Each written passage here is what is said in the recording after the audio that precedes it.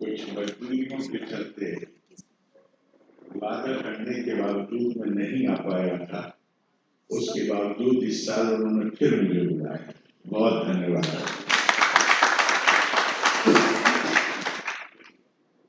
आज के इस सत्र के अध्यक्ष सम्मानित प्रोफेसर विश्वनाथ प्रसाद तिवारी जी, श्रीमती मृदुला गर्ग जी, श्री अजय सिंह जी,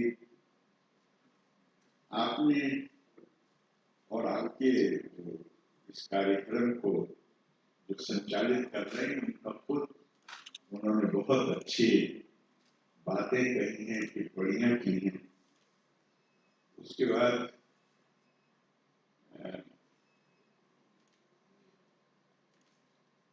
बहुत ज्यादा बोलने के लिए नहीं है, लेकिन मैं इस तरह कहूंगा कि हमारे यहाँ ये कहा गया है, इस संसार की तुलना एक विष वृक्ष से की गई। यानी ये जो संसार है इससे विष उत्पन्न होता है।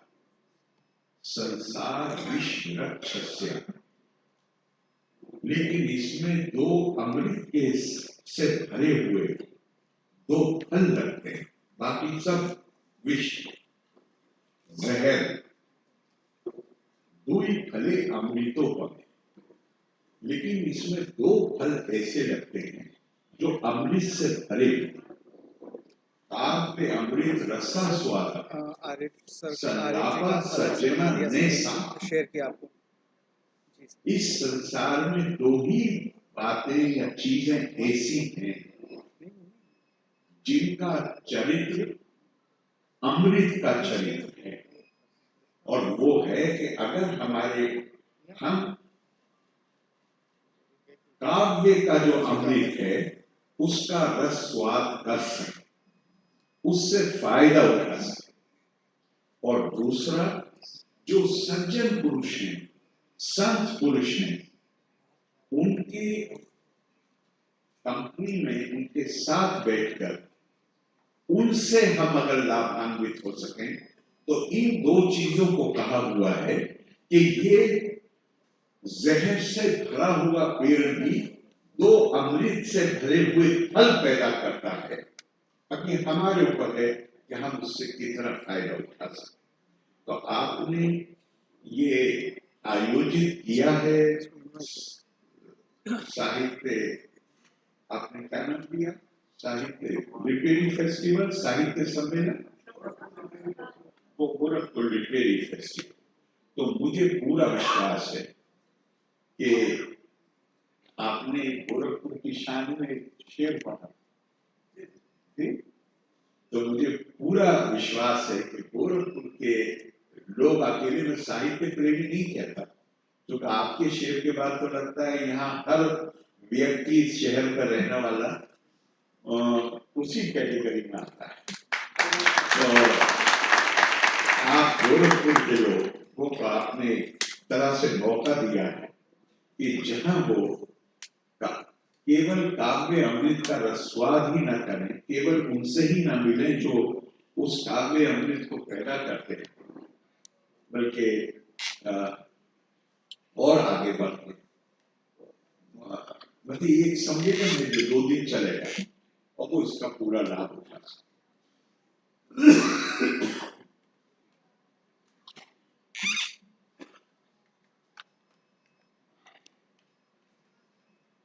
इसके साथ मैं कहना चाहूंगा, एक कहीं पढ़ रहा था, हमारा जीवन की बहुत व्यस्तता है, रोजी रोटी कमाना, अपने कारोबार, काम धंधा, उसकी व्यस्तताएं बहुत होती। तो किसी ने गैलीलियो नाम के दार्शनिक हुए, उनसे किसी ने कहा, अपने खास तौर से आपने राजनीति का जिक्र किया, कि जो लोग सार्वजनिक जीवन में होते हैं, हम राजनीति भी कहते हैं उसको, लेकिन जो लोग सार्वजनिक जीवन में होते हैं उनकी व्यस्तताएं इतनी ज्यादा होती हैं कि उनको किताबें पढ़ने का समय नहीं मिलता। तो गैलीलियो ने उसके जवाब में कहा कि ये बात सही है जो तुम कह रहे हो, तुमको समय नहीं मिलता, लेकिन जो लोग किताबें नहीं पढ़ते उन्हें इसका अधिकार ही नहीं है कि वो सार्वजनिक जीवन के अंदर आए। ये किताबों का महत्व, ये ताली जो बजती है जिससे मुझे कभी कभी डर लगता है, क्योंकि साधारणतया मैंने भी यही काम किया है। मैं राजनीतिक जीवन बहुत जल्दी राजनीतिक जीवन में आ गया, लेकिन राजनीति करने वाले साधारणतया ताली इसलिए बजवाते हैं कि अकल पे पर्दा पड़ जाए, आदमी के सोचने समझने की। अब आप यकीन मानिए जब शोर होता है तो आपके सोचने समझने की शक्ति प्रभावित हो जाती।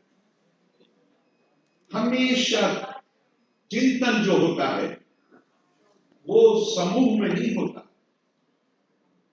चिंतन के लिए तो डॉक्टर राधा कृष्ण कहते हैं, उन्होंने धार्मिक एज लफ्ज वो कहते हैं, कहते अकेले बैठना पड़ता है चिंतन के। ये हमारे ऋषि मुनि जो जाके जंगलों में रहते थे वो केवल प्रकृति प्रेम नहीं था, बल्कि वो ये महसूस करते थे कि उन्हें जिस किस्म का ध्यान की जरूरत है बगैर किसी विघ्न के, वो वहीं पे ही संभव है, इसलिए वो ये करते। आज का विषय ये तो मैंने कहा कि साहित्य की हमारे लिए कितनी विशेषता, कितना महत्वपूर्ण इंसान मनुष्य अकेला जीव नहीं, और भी बहुत सारे जीव। आपके और उनके बीच में क्या फर्क है? बोध का फर्क है। इंसान को मानने के तरीके अगर आप इतिहास में भी जाएं तो भी हर 100-200 साल में बदलते रहे, लेकिन गोरखपुर का मुझे नहीं पता, अगर बहराइच के जंगलों में आज भी वहां रहने वाले लोग जानवरों का शिकार उसी तरीके से कर लेते हैं जैसे आज से 500 साल पहले करते हैं। क्यों? कि वो अपने उसको बोध नहीं है इतिहास। जिसको इतिहास का बोध होगा वही साहित्य पैदा कर सकता है। तो वो उसी तरह गड्ढा खोद के और ऊपर उस पर घास डाल के, उसे पता नहीं है। हम हमसे पहली पीढ़ी के कंधों पे खड़े होने का शऊर, उसका विवेक हमारे अंदर आ गया। जानवर के अंदर वो विवेक नहीं। और वैसे भी साहित्य के लिए कहा गया है कि जब शरीर या आत्मा आहत होते हैं तब काव्य पैदा होता है। और जो आदि कवि हैं वाल्मीकि जी, उनके संदर्भ में ये बात कही जाती है क्योंकि उनका पहला जो श्लोक है वो शोक से पैदा हुआ, और वो शोक उत्पन्न हुआ था कि निषाद ने क्रौंच पक्षी को जब वो अपनी प्रेम क्रिया में लिप्त थे उसमें से एक को मार दिया। वहां से शोक पैदा हुआ और शोक से श्लोक पैदा हुआ। तो यहां पर फिर वही बात आती है, संवेदनशीलता।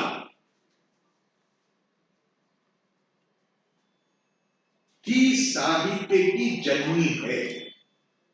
वो संवेदनशीलता चाहे आपका खुद अपनी शारीरिक या आत्मा आहत हो या दूसरों को आहत देखकर आपकी संवेदनशीलता जाग जाए, वही साहित्य को, काव्य को जन्म देती। और एक और हमें फर्क समझना पड़ेगा, क्योंकि यहाँ पे कही गई ये बात कि आम तौर से हमारे माननीय संचालक जी ने कुछ इशारा किया था उस तरफ, साहित्य जिसमें पत्रकारिता भी मैं शामिल करूंगा क्योंकि वो भी लेखनी का काम है, और सत्ता, उसके बीच में दुराव। लिखने वालों का, चाहे दोनों साहित्य में हो, पत्रकारिता में हो, विश्वसनीयता के लिए एक तरह से ये माना जाता था उनके दुराव के चलते हुए कि जो सत्ता के खिलाफ लिखेगा वही विश्वसनीय। बड़ी हद तक ये बात सही, कोई शक नहीं। लेकिन अब ये फर्क करना पड़ेगा कि ये जो हमारे दिमागों में ये धारणा पैदा हुई थी, ये उस समय की बात है जब सत्ता राजा रानी की कोख से पैदा होता था। सत्ताधारी जिसके पास सत्ता है वो आज की तरह मतपेटी की कोख से पैदा नहीं होता था केवल एक निश्चित मत के लिए, एक मुद्दत के लिए। आज के दिन तो जो सत्ता में बैठे हुए हैं उन्हें नहीं मालूम, हम एक निश्चित अवधि के लिए हैं यहाँ। हम अभी आपने कहा है कि 40 of the people, 40 people by the people। उनको ये एहसास कराने के लिए विरोध बदलवानी उनके आलोचना की जाती है, वो तो सही है। लेकिन बुनियादी तौर पर लोकतंत्र में आलोचना के बगैर लोकतंत्र चल नहीं सकता। लेकिन लोकतंत्र में दुराव की भावना नहीं होनी चाहिए। हमारी सरकार में, और हमें ये विश्वास है कि हमारी सरकार में ठीक काम नहीं करेगी, जो हमने उन्हें मैंडेट दिया है उसके अनुसार कार्य नहीं करेंगे, तो ये अधिकार भी हमारा है कि हम आने वाले इलेक्शन में उनको बदल दें। इससे एक आत्मविश्वास, खुद अपना सशक्तिकरण होता है। इसलिए मैं सिर्फ ये समझूं कि केवल विरोध करना नहीं, आज तो साझेदारी करके, एक जमाना था जब हमें एकता की जरूरत होती थी, केवल अपनी सुरक्षा के लिए मानव समाज इकट्ठा होता था। आज केवल सुरक्षा का मामला नहीं, आज पूरी दुनिया आगे बढ़ गई है, हम भी आगे बढ़ गए हैं। आज देश के विकास और प्रगति के लिए हमारी साझेदारी, हमारी सामूहिक शक्ति नितांत आवश्यक है, और सरकार का काम उसको संयोजन करना है, उसको आगे बढ़ाना है।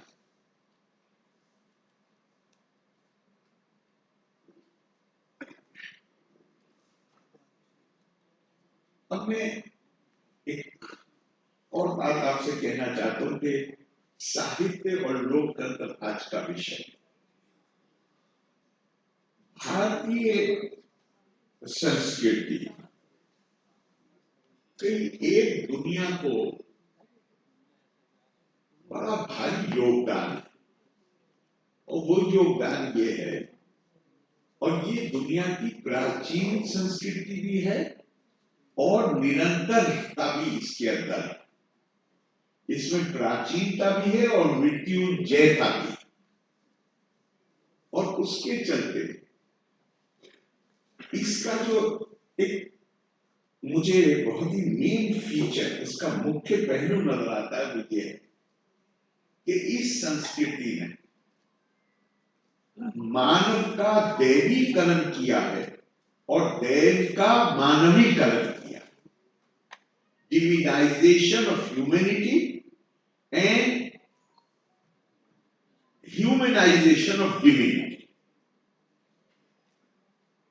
और इसमें हमारी संस्कृति जो परिभाषित होती है वो इससे नहीं होती कि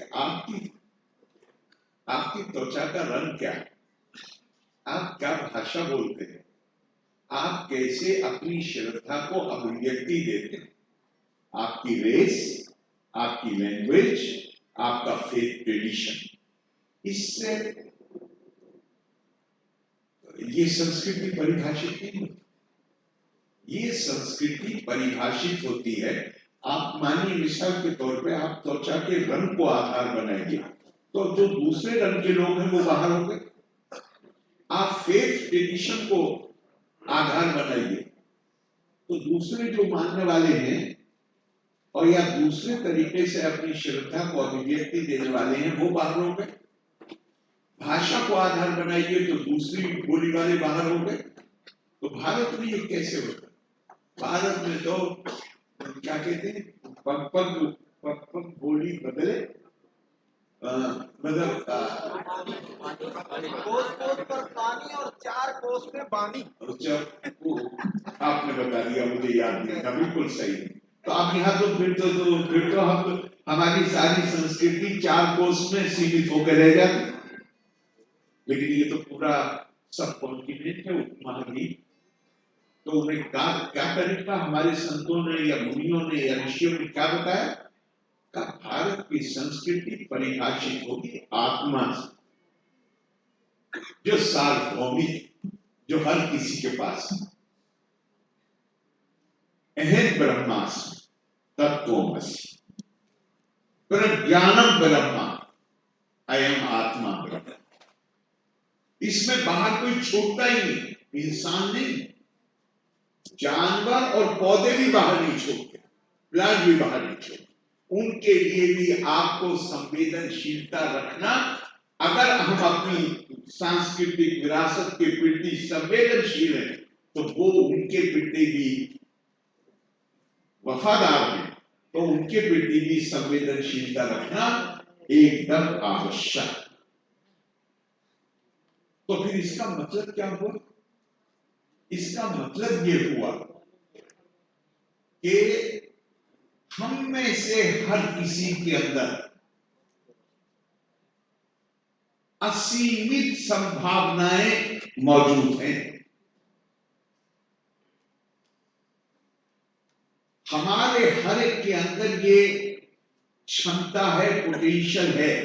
जैसे स्वामी विवेकानंद कहते हैं, उन्हीं के शब्दों को बाद में अनुवाद करूंगा। उन्होंने अपने खत में लिखा, my whole mission is to teach unto mankind their divinity and its manifestation in all movements of life. वो जो दिव्यता है उसको हासिल करने की क्षमता हम में से हर एक के अंदर।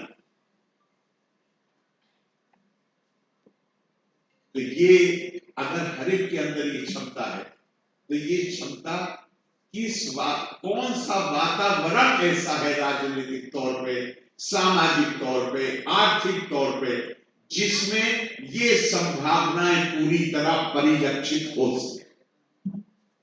तो निश्चित तौर से उसके लिए तो कोई इनकार ही नहीं कर सकता कि लोकतंत्र ही, ऐसा आपने बिल्कुल सही कहा कि मानव इंसानी दिमाग ने जितनी भी अब तक व्यवस्थाएं निर्मित की उसमें बिला शुबा अपने सारे दोषों के बावजूद लोकतंत्र से बेहतर व्यवस्था कोई दूसरी नहीं। कोई, क्योंकि इसमें अकाउंटेबिलिटी, और अकाउंटेबिलिटी बेशक यहां कहा गया कि राम राज में वो क्या, कौन सी व्यवस्था कहेंगे उसको, राजशाही व्यवस्था कहेंगे। हाँ, लेकिन ध्यान रखिए, वो जब आप कहते हैं, हम कहते हैं सबसे पुराना लोकतंत्र, हमारे प्रधानमंत्री कहते हैं मदर ऑफ डेमोक्रेसी। तो दूसरा आदमी कहता है क्यों, भारत में तो 600 के करीब तो राजघराने स्वतंत्रता के वक्त थे, जिनको सरदार पटेल जी ने भारत की जिस एकता के लिए हमने श्रेय देते हैं सही तौर पर। तो 600 में हम कहां से मदर ऑफ डेमोक्रेसी हो? नहीं, हम हैं मदर ऑफ डेमोक्रेसी। क्यों है कि भले ही राजनीतिक डेमोक्रेसी न रही पर हमारी संस्कृति आध्यात्मिक लोकतंत्र पर आधारित थी। चूंकि आत्मा हमें परिभाषित करती, और यही कारण है कि यूरोप के बाहर और अमेरिका के बाहर जो देश आजाद होते चले गए, वहां पे लोकतंत्र लुढ़कता पुढ़कता, कभी आ गया कभी चला गया। भारत में अकेला देश है यूरोप के बाहर जहां हर कोई मानता है कि लोकतंत्र ने जो अपनी यात्रा शुरू की तो वो मजबूत से मजबूत तर होती चली, क्यों होती चली गई? क्योंकि हमारी परंपराएं इस व्यवस्था को पनपने के लिए पूरा वातावरण तैयार करती, इसलिए हमें हक है। और ऐसा भी नहीं है कि लोकतांत्रिक व्यवस्था नहीं थी, इतिहास बताता है पूरे देश में नहीं थी, लेकिन चंद हिस्सों में जिनको रिपब्लिक कहा गया है वो रिपब्लिक मौजूद थे, जहां पे राजा भी का चुनाव भी जनता के द्वारा ही होता। तो लोकतंत्र और साहित्य बुनियादी तौर पे दोनों, साहित्य अपनी जिसे रिफाइनमेंट ऑफ स्पिरिट, अपने आप को अपनी मानसिक आत्मिक जो संतोष है उसके लिए उसमें साहित्य की बड़ी भारी भूमिका, और उसको अभिव्यक्ति देने के लिए जो वातावरण चाहिए वो वातावरण निश्चित तौर पे लोकतंत्र मुहैया करा। यहां पे आप क्या बोलेंगे, क्या कहेंगे, उसके कारण आपके मन में कोई भय या आशंका पैदा नहीं होती है। मुझे हक है अपनी राय रखने का, किसी राय से असहमत होने का, विरोध करने का, वो मेरा अधिकार, संवैधानिक अधिकार, इसलिए उसमें कुछ समस्या यहाँ पैदा नहीं होती है। मैं यहाँ गोरखपुर में हूँ, ये मुझे जरूर बोलना चाहिए। तो अभी हम बात कर रहे थे कि स्पिरिचुअल डेमोक्रेसी,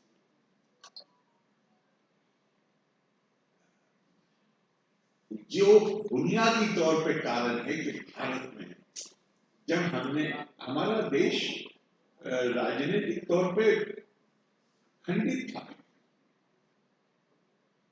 लेकिन सांस्कृतिक और आध्यात्मिक स्तर पर बड़ी मजबूत एकता, अगर वो एकता पहले से न होती, ध्यान रखिए राजनीतिक एकता के लिए कुछ और दूसरी एकता की भावनाएं हैं, वो पहले से होना और मजबूत होना आवश्यक। और इसलिए मेरा ये, मैं भी 31 अक्टूबर को दिल्ली में सरदार पटेल मेमोरियल लेक्चर के लिए मुझे बुलाया था इंडिया इंटरनेशनल सेंटर में, वहां मैंने ये बात कही थी जो आपसे साझा करता। मैं कहा निश्चित तौर पर सरदार पटेल जी को ये श्रेय जाता है, लेकिन इसकी सरदार पटेल इस काम को कामयाबी के साथ कर सके उसके लिए श्रेय जाता है आदि शंकराचार्य, जिन्होंने उस वक्त जब देश राजनीतिक तौर से पूरी तरह खंडित था, उन्होंने देश के 4 कोनों में 4 मठ स्थापित करके उनको हर वेद से एक महावाक्य निकाल के उन बिल्डिंगों से एकता नहीं कायम होती है। मैं ये नहीं कह रहा हूं कि मठों की वजह से एकता कायम ना, मॉन्यूमेंट्स ऑफ पावर उनको कर सकते हो। आप कितनी शानदार बिल्डिंग बना दी, उस बिल्डिंग के ऊपर एक एक्सपायरी डेट होगी। दिल्ली में लोग मानते हैं कि पुराना किला जो हाईकोर्ट के सामने ये पांडवों का बनाया हुआ खंडर बना हुआ है, आर्कियोलॉजी डिपार्टमेंट उसको थोड़ा बहुत सुरक्षित करके रखता है, लेकिन उसी वक्त जो गीता लिखी गई, भगवान कृष्ण ने जो गीता लिखी, वो मानस, वो मॉन्यूमेंट है दिमाग का, उसमें एक शब्द नहीं बचा, वो खंडर नहीं है। इसलिए मैं बिल्डिंग की बात नहीं कर रहा हूं शंकराचार्य ने बनवाई 4 मठ पर, मैं बात कर रहा हूं 4 महावाक्य जो मैंने अभी कहे थे, अहम ब्रह्मास्मि तत्त्वमसि प्रज्ञानम ब्रह्मा अयम आत्मा ब्रह्मा। ये 4 महावाक्य उन्होंने चारों मठों को अलग अलग दिए, चारों का मतलब एक, और वो मतलब तुम्हारे अंदर असीम संभावनाएं हैं, तुम दैविक स्तर प्राप्त कर सकते हो, हर कोई। और पूरी शंकराचार्य का है, मनोबुद्ध अहंकार चित्तानिनहं न चाश्नोत जीवे न चाध्यान नेत्रे न चाव्योम भूमि न तेजो न वायु चिदानंद रूपा शिवोहम शिवोहम, किसने कहा भाई चिदानंद रूपा? शाबाश। कम उम्र में गुरु को ढूंढते हुए जाते, मुझे और अकेले शंकराचार्य नहीं, ये पुरानी परंपरा है। भगवान राम अगले दिन सुबह को जा रहे हैं जंगल, अगले दिन जाना है, रात में लक्ष्मण जी का पारा चढ़ गया, चूल्हा जंगल रहना है 14 साल और फैसला किया है बड़े भाई के साथ जाना है, तो उनका पारा चढ़ गया और अपने पिता को उन्होंने बुरा भला कह दिया। भगवान राम सुकून से सुनते हैं, और जब वो उनका गुस्सा कम हो गया, बोल चुके, तो उन्होंने कहा तुम्हारी सारी समस्या ये है, तुम्हें ये नहीं पता कि तुम हो कौन। तुम ये समझ रहे हो कि 14 साल जंगल में गुजारने हैं, शरीर को कष्ट होगा, परेशानियां होंगी, वंचित होगे बहुत सी चीजों से, लेकिन वो कष्ट शरीर को होगा और तुम शरीर नहीं हो। दहो मिति या बुद्धि विद्या सा कीर्तता नाहते श्रीदात्मे बुद्धि विद्या सन। ये भारतीय संस्कृति की विशेष, हम रोजाना देखते हैं, खुद को देखते हैं, अपने बुजुर्गों को देखते हैं, बच्चों को देखते हैं, हम जो कल थे वो आज नहीं है, लेकिन आत्मा नहीं बदलती, आत्मा जू की तू रहती है, ना उसे जन्म है ना मृत्यु है, और हर किसी के अंदर वो है। अगर हर किसी के अंदर वो है तो तभी तो गीता ने हमसे कहा कि जो सब में उस एक को देख सके और उस एक में सबको देख सके। आमतौर से हम ये मानते हैं ना कि मैं इसलिए नाम इंपॉर्टेंट नहीं है, नाम नहीं ले रहा, तो कहते हैं ना हम उसको अपनी आंखों से नहीं देख सकते। गीता ने बताया देख सकते। कैसे देख सकते? यो मां पश्यति सर्वत्र सर्वम चामयि पश्यति तस्याहं न प्रणश्यामि साचा बिना प्रणश्यति। जो सब में मुझको देखे, मुझ में सब में देखे, सबको देखे, ना मैं उससे अलग होता हूं ना वो मुझसे अलग होता है। इसका मतलब जो अलग नहीं हो रहा वो तो हमारे साथ, उससे बेहतर और क्या हो सकता है। तो इन दोनों के साहित्य का महत्व जितना बोलिए उतना कम। लोकतंत्र ऐसी व्यवस्था जिसमें आप अपने आप को, आपके अंदर जो क्षमता है, आपके अंदर जो पोटेंशियल है, उसको फुलफिल कर सकें, उसको रियलाइज कर सकें, उसको पूरी तरह फलीभूत कर सकें, उसके लिए अगर कोई व्यवस्था माहौल पैदा करती है तो वो लोकतंत्र। कोई शक की बात नहीं, आपने इस विषय पर आयोजित किया। आखिर में माननीय मृदुला जी कुछ कह रही थी करण के बारे में। बाहर मुझे, मैं पूरा करण का जब पढ़ता हूं तो मुझे उसमें सबसे महत्वपूर्ण जो लगता है, जितनी कठिनाइयां, जितनी बाधाएं, जितनी परेशानियां, चाहे व्यवस्था की पैदा की हुई हो, चाहे विरोधियों की पैदा की, अगर वो हमें, मैं ये मानता हूं और मैं उससे जो सबक लेता हूं वो ये है कि कितने भी अवरोध हो, अगर वो हमें इसके लिए प्रेरित नहीं करते कि इन अवरोधों को छलांग लगा के पार करना, वो होते ही इसलिए, और इसीलिए शायद अब ये मुझे उसका स्रोत नहीं पता कि क्या है, लेकिन क्या खूबसूरत बात करिए। सूतो व सूत पुत्र वायो व होवा भवान में, चाहे मैं सूत हूं, अब सूत के दो अर्थ बताए गए हैं जी, एक रथ चलाने वाला, एक कपड़ा बुनने वाला। तो मैं चाहे वो हूं, चाहे उसका बेटा, या मैं कोई भी भगवान में देवायत्तम कुले जन्मा, मैं किस कुल में जन्म लिया हूं ये तकदीर का फैसला है। मदो यत्तन पे पौरुषम, लेकिन मैं जीवन में क्या करूं ये तकदीर फैसला नहीं करेगी, ये मेरा पुरुषार्थ है। इस भावना के साथ हर अवरोध को, हर चुनौती को लेना चाहिए, और मैं समझता हूं फिर आप अपना मार्ग पूरी तरह प्रशस्त कर सकते हैं। बहुत धन्यवाद। जय हिंद, जय भारत। बहुत बहुत धन्यवाद सर। महाभारत में तमाम सारे विष्णुताएं जो भी रही हो, लेकिन कर्ण प्रश्न कहता है मित्रता बड़ा अनमोल रतन, कब उसे तोड़ सकता है धन। धरती की तो है क्या विशाल पैकुंठ, अगर आ जाए हाथ उसको भी मैं उछावर कर दूं, गुर्बत के चरणों में रख दूं। मुझे लगता है कर्ण से बड़ा मित्रता का उदाहरण भारतीय संसार में दूसरा कोई हो भी नहीं सकता।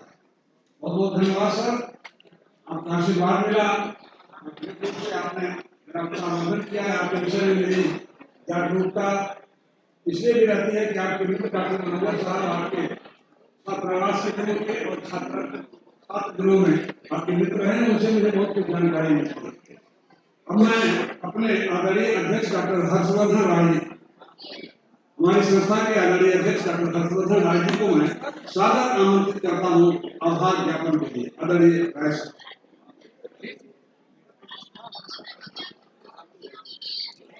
गोरखपुर लिटरेरी फेस्टिवल के 5वें संस्करण के उद्घाटन केरल के महामहिम राज्यपाल आरिफ मोहम्मद खान साहब, आज के मुख्य वक्ता प्रख्यात साहित्यकार, विशिष्ट अतिथि राष्ट्रपति के प्रेस सचिव और वरिष्ठ पत्रकार श्री अजय बाबू, आज इस उद्घाटन सत्र की अध्यक्षता कर रहे गोरखपुर के महान साहित्य अकादमी के पूर्व अध्यक्ष श्री विश्वनाथ तिवारी जी, उपस्थित सभी सचिवों। बेशक अध्यात्म परमात्मा से मिला सकता है, ऐसा नहीं है, ये बेशक नहीं हो सकता है कि अध्यात्म परमात्मा से मिला दे, लेकिन साहित्य आपके अंदर के मानव को आपसे जरूर मिला। इस यह आत्म साक्षात्कार का दौर आज और कल 2 दिन तक चलेगा। आप रोके लगाएं। आज का जो विषय है प्रजातंत्र और साहित्य, प्रजा की शक्ति का सबसे अच्छा तंत्र प्रजातंत्र है और प्रजा की शक्ति का सबसे अच्छा आयोजन साहित्य है। मैं आयोजकों को धन्यवाद देना चाहता हूँ इस विषय के लिए, प्रजातंत्र और साहित्य को आज एक बार मैं चर्चा करना चाहूंगा। आज से 3 साल पहले गोरखपुर लिटरेरी फेस्टिवल में आपको बुलाने का प्रयास किया, किसी कारणवश नहीं हुआ। एक सुबह मेरी नींद एक फोन की घंटी से उठी और मैंने देखा उस पर आरिफ मोहम्मद खान साहब का नाम आया। उधर से आपने कहा कि मैं तो खेत में करता हूँ, तो मैं आपने मेरे मन में आपकी संवेदनशीलता के प्रति अथाह सम्मान और कई गुना बढ़ गया। आखिर क्या जरूरत थी आपको उधर से? किसी ने कभी कुछ नहीं किया, यहाँ पर सारे से आखिर आप भी क्यों जरूरत पड़ी कि आप उधर से इस सारे आपके इस संवेदनशील के वातावरण में नॉलेज बहुत जरूरी है, लेकिन नॉलेज विदाउट अवेयरनेस आप सिर्फ ज्ञान में प्रतिपूर्ति नहीं, आपको जागृत ज्ञान आपके लोगों को राय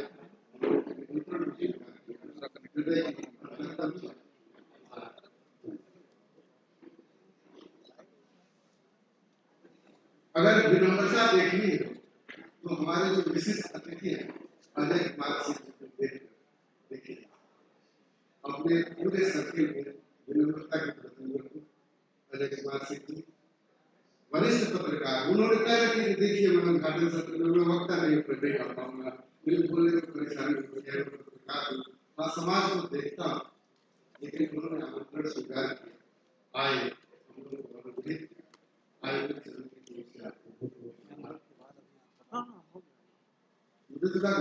के बारे में क्या कहना है। इतनी परेशानियों के बाद भी चलने में दिक्कत हो गई थी, पहले नहीं स्वीकार कर रही थी, लेकिन फिर भी स्वीकार की, आई और आज आपके साथ गर्भित उद्बोधन से यह वातावरण धन्य हो। उसके लिए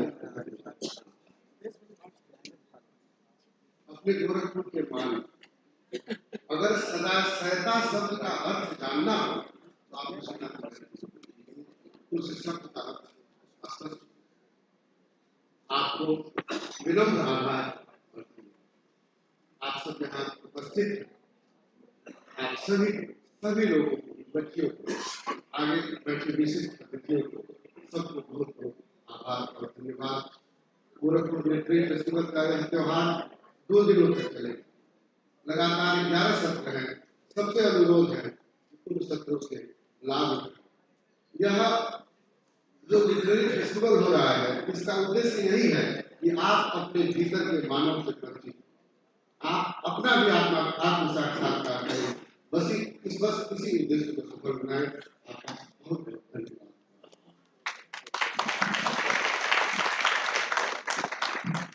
आप सबका बहुत बहुत धन्यवाद। और कार्यक्रम के अंतिम सोपान पर राष्ट्रगान के लिए आप सब लोग अपने स्थान पर खड़े होने की कृपा करें। राष्ट्रगान।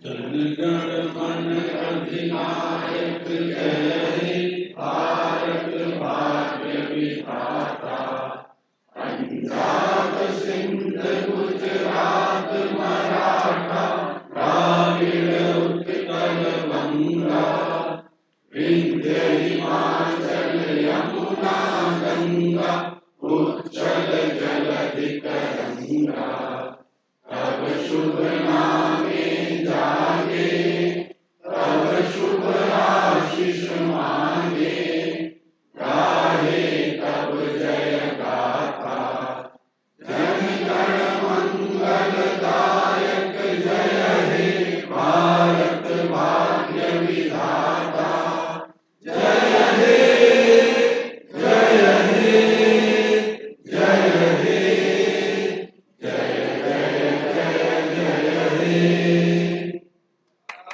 बहुत बहुत धन्यवाद। अध्यक्ष की अनुमति से यह सत्र ही पूर्णता को प्राप्त करता है।